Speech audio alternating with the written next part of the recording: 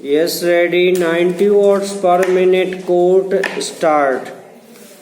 इस धारा में यह बताया गया है कि धारा 340 या 341 के अधीन फाइल किए गए परिवाद का निपटारा किस प्रकार किया जाएगा। इस धारा के अनुसार ऐसे परिवादों का निपटान यथासंभव उसी प्रकार किया जाएगा मानो कि वे इस संहिता के अध्याय 19 के अधीन पुलिस रिपोर्ट पर संस्थित किए गए हों। उपधारा 2 के अनुसार परिवाद के लंबित रहने की अवधि में किसी भी साक्षी के विरुद्ध कोई कार्यवाही नहीं की जा सकेगी। यह आवश्यक नहीं है कि इस धारा के अधीन झूठे दस्तावेजों का उपयोग किए जाने की कार्यवाही के बारे में परिवाद कार्यवाही से संबंधित किसी पक्षकार द्वारा ही दायर किए जाएं। दूसरे शब्दों में एक अजनबी व्यक्ति जो कार्यवाही से संबंधित नहीं है वह भी कार्यवाही के लिए आवेदन कर सकता है। पैरा यदि किसी न्यायिक कार्यवाही को निपटाते हुए निर्णय या अंतिम आदेश देते समय कोई सेशन न्यायालय या प्रथम वर्ग मजिस्ट्रेट या राय व्यक्त करता है कि ऐसी कार्यवाही में उपस्थित होने वाले किसी साक्षी ने जानते हुए या जानबूझकर मिथ्या साक्ष्य दिया है या इस आशय से मिथ्या साक्ष्य गढ़ा है कि ऐसा साक्ष्य ऐसी कार्यवाही में प्रयुक्त किया जाए, तो यदि उसका समाधान हो जाता है कि न्याय के हित में यह आवश्यक और समीचीन है कि साक्षी का यथास्थिति मिथ्या साक्ष्य देने या गढ़ने के लिए संक्षेपतः विचारण किया जाना चाहिए, तो वह ऐसे अपराध का संज्ञान कर सकेगा और अपराध को ऐसा कारण दर्शित करने का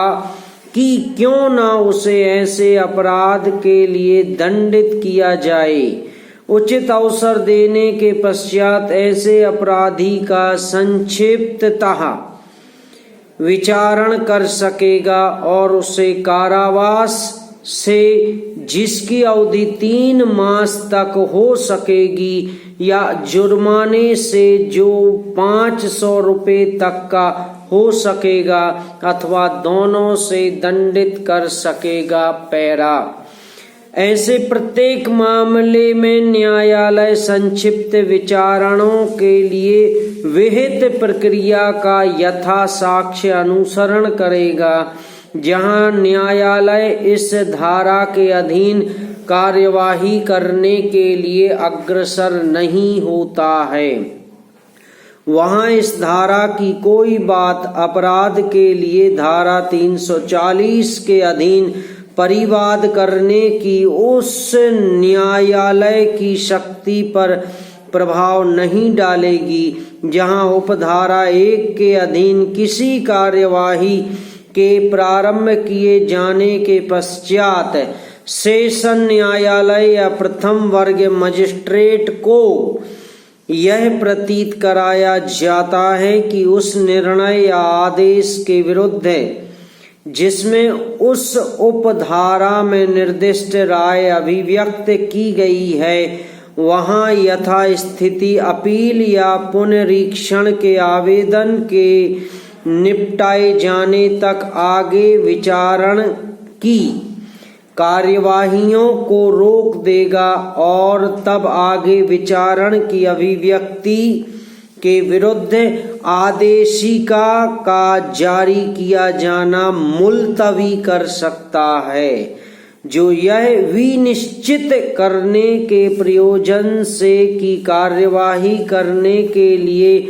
पर्याप्त आधार है अथवा नहीं, या तो स्वयं ही मामले की जांच कर सकता है या किसी पुलिस अधिकारी द्वारा या अन्य ऐसे व्यक्ति द्वारा जिसको वह ठीक समझे अन्वेषण किए जाने के लिए निर्देश दे सकता है। पैरा जहां मजिस्ट्रेट को यह प्रतीत होता है कि वह अपराध जिसका परिवाद किया गया है